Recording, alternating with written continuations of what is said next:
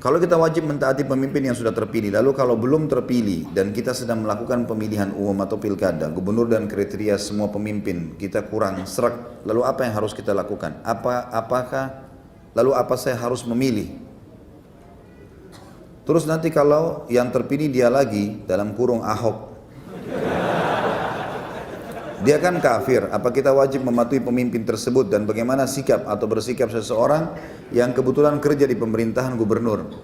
Kita bagi dua pertanyaan ini ya. Yang pertama masalah, kalau seandainya ada calon-calon ini semuanya tidak layak, menurut kita tidak layak. Maka bolehkah saya tidak memilih? Boleh. Hak kita kan. Boleh memilih, boleh enggak. Saya bisa dong memilih, saya juga bisa tidak memilih, hak saya itu. Saya rasa itu hal yang sangat rasional sekali kok. Kita bisa mengatakan saya kalau pilih sembarangan lalu saya bertanggung jawab depan Allah hari kiamat, itu jelas gitu ya. Ada keadaan teman-teman antum tidak bisa kalau tidak milih. Seperti kasus sekarang.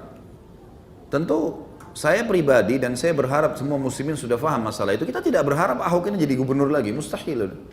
Dan semoga Allah turunkan dia dan hukum dengan perilakunya, mustahil itu, sudah tidak mungkin. Ya, sedangkan dia tidak menghina saja agama Islam, nggak mungkin dipilih itu. Kebetulan aja dulu karena dia berpadar sama seorang muslim. Kalau dia dulu sendirian belum tentu dia menang, gitu kan. Sekarang secara kebetulan karena peraturan pemerintah kita, yang satu jadi presiden, yang satu jadi gantinya kan gitu. Kalau dia sendirian belum tentu gitu. Saya sangat yakin sebenarnya kalaupun dia mencalonkan diri lagi belum tentu dia menang kok. Kecuali ada permainan-permainan yang tidak benar, tidak fair, Allahu a'lam. Tapi dia sudah menghina Islam, maka mustahil. Kalau masih ada orang Islam yang dukung, ini munafik. Munafik, jelas. Allah mengatakan dalam surah An-Nisa ayat 138, 139. Allah mengatakan dan beritakan berita kepada orang-orang munafik bahwasanya mereka akan kena siksa yang pedih, orang-orang yang menjadikan orang kafir sebagai pemimpin mereka dan meninggalkan orang-orang yang beriman. Apakah mereka mengira ada kemuliaan di tengah orang-orang kafir itu? Ketahuilah, kemuliaan dan kemenangan di sisi Allah saja. Jadi jelas Allah menyebutkan dalam An-Nisa 138, 139, orang-orang yang membela pemimpin non-muslim di wilayah muslim adalah munafik. Jelas, sampai dia bertaubat. An-Nisa mengatakan itu. Makanya saya ingatkan, An-Nisa 138, 139, kembali ke ayat itu. Siapa orang tanya, ada yang membela pemimpin ini, tunjukkan ayat itu. Tetap dia tidak mau, ya Anda munafik. Allah yang berfirman. Mau marah terserah, silahkan marah. Ya. Nggak ada yang takut dengan dia marah gitu. Jelas-jelas salah kok, gitu kan? Di situ justru dibutuhkan kejantanan seorang mukmin. Salah ya salah, mau bagaimanapun tidak ada masalah. Mati itu di tangan Allah Subhanahu Wa Taala, gitu kan? Kecuali kalau memang masalah masih ada toleransinya, mungkin. Nah kalau misalnya pemimpin itu dua-duanya Muslim, kemudian memang kita tidak seret, ya sudah hak kita. Tapi kalau nanti orang ini pun misal, insya Allah tidak, dia mencalonkan diri lagi, maka tidak ada pilihan, antum harus milih si Muslim. Cari yang muslim, tidak boleh antum biarkan tidak memilih. Ini saya sudah bilang pada pertemuan beberapa pertemuan yang lalu, kalau saya yang sempat tanya, sudah ditanyakan oleh beberapa masyayikh ya, di antara guru yang saya sangat hormati Syekh Sulaiman Ruhaili, beliau salah satu tenaga pengajar di Masjid Nabawi sekarang, dan beliau Masya Allah kapabilitas ilmu sangat bagus. Waktu kami tanyakan masalah ini, beliau mengatakan jelas sekali kok bahasanya. Kalau keadaan seperti Jakarta sekarang, kalaupun orang ini betul-betul tercalonkan, waktu itu belum ada pembicaraan dia menghina Islam ya.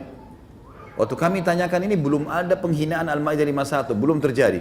Beliau tetap mengatakan kalau betul terjadi ada pemimpin non-muslim tercalonkan, pemimpin muslim tercalonkan, maka dipilih pemimpin muslim walaupun ada kekurangannya.